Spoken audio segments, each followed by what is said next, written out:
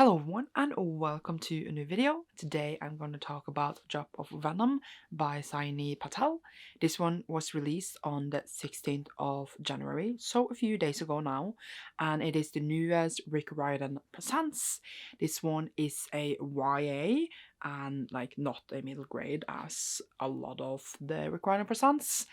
And it is a Medusa retelling dipped in Hindu mythology, which, by the way, that alone is just kind of like stunning. I like such an interesting concept that I didn't know going into it.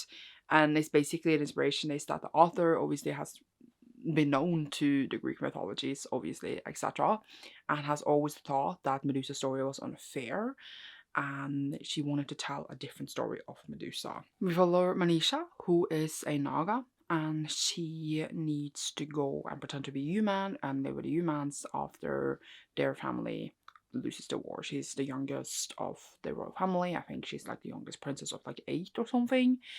And then she lives in this temple where it's all about purity and being clean, etc., etc. But a type of clean that is toxic and misogynistic and just terrible. And then the worst thing that can ever happen to a person happens. She gets sexually assaulted, raped, and she goes on this journey of revenge to take revenge on the person who did this horrible assault on her.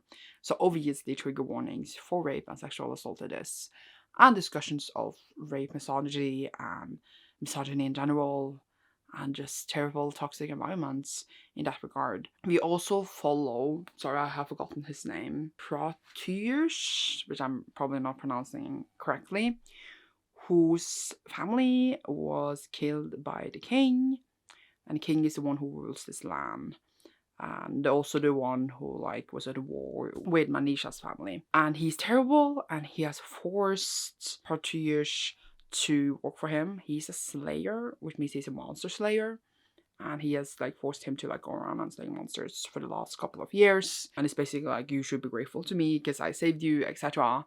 So he has been working for him, but mostly because he kept his sister. But obviously he want more in his life than this, but is forced to do this. He and Manisha crosses paths. They also do get separated. He's sent after a monster that is spreading havoc across the kingdom. And obviously it is her, but he doesn't know that. And then you need to read a book to see what happens. It is told kind of in present day with Proteus' point of view, where like he's hunting and we see like the world in his point of view, and then in Manisha's point of view we are like a month ago or 2 months ago, etc., and we are following like her journey to like where he is in the future. Every chapter says where we are in like the timeline, so like you're never confused. We also do jump like a few years back as well to like get the backstory, etc. And I really enjoy like that kind of storytelling, because we know he's hunting for her, but she doesn't know that and he doesn't know that. And it's very interesting to see the puzzle pieces fall together. It's obviously a really sad story. It's a really like sad story about the shame of being violated in that way, and just the heartbreak and the violation obviously, but also finding healing and people that support you as well, and the rightness of revenge. I thought that while the story was super sad and obviously heartbreaking and obviously following a deeply important topic, it was done so with delicacy and it was written really well. It felt like a mythical story, like a fairy tale. Just that I wouldn't call it a fairy tale because it's not like cozy. Not that I mean, fairy tale didn't used to be cozy, but you get what I mean. I thought that I was just living through the story, and obviously my heart broke, but it was written beautifully, and I was just really living through the story and really enjoying myself. Even though it is a hard story, I think it's a very important topic and very important for young people to read. Obviously not if they're being triggered, etc., but I mean it's important to people to have their perspectives thought about, like, because obviously a lot of people do think like this, and it is important to obviously shed light on this topic. And just because I know a lot of people would be against it being a young adult book, but there needs to be a book like this for young adults as well, because you can't wait for everything until you're older. You need to learn about things now, and it's not always just, not that like the book is a lesson and like you need to learn about this, but it is important to see other people's perspectives, and for those who can with this sort of book, obviously. But again, the writing was beautiful. I felt really like immersed into the story, and I really, really liked the characters. I loved how, as I said, it was written, and the language and the world was really cool. The only thing that like bugged me the most, like if I have gonna have a complaint about it, is that I felt like we were just walking a lot around like we were just walking from place to place, and then just meeting people, and then obviously like doing some there, and then walking another place. Like it didn't feel like it didn't have a concrete like plot. The plot is the hunt for her, etc., but like it didn't have more than that. And I feel like I don't know how else like I would have done the plot, because obviously I do get like what the main story is. I just feel like it could have more like a concrete things that are happening.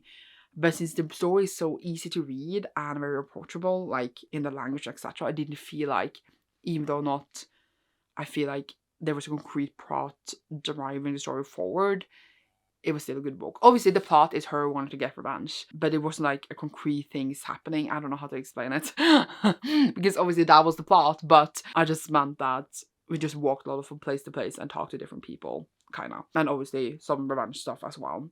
But overall, a very enjoyable read. I will highly recommend it. I didn't know it was a Medusa retelling. I didn't know it was going to be about sexual assault. I only knew it was Rick Riordan Presents, and I assumed it was some sort of like Asian mythology, because obviously most of the books have mythology in them from Rick Riordan Presents. So I was very surprised about the topics and like the retelling aspect, etc., and then mixing the two.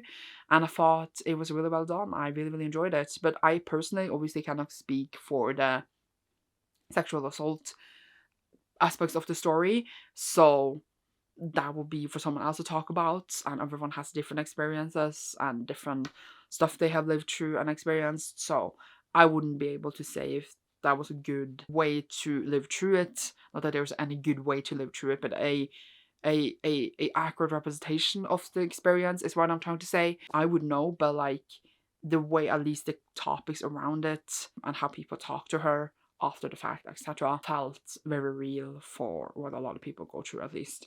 But that's just what I think. And obviously, I'm just one little person on the internet. But I did enjoy it. I would recommend it, but obviously be wary of who I recommend it to. I would definitely say what it is about, like really clearly. But it was a good book, and as I said, it was written really well, and I really enjoyed it. And I'm giving it a very strong 4 out of 5 stars. And I really enjoyed it, honestly. It wasn't cozy, but it had so much beautiful stuff about it, about life and healing and love, and that those things will always stand strongest in the end. So that is like the main point of the story, and I think it was done well. I think that that is what I have for this little review today. I hope you have enjoyed, and you should see me soon in a new one. Leave a snake emoji down below if you enjoyed this, and you should see me soon in a new one. Okay, bye!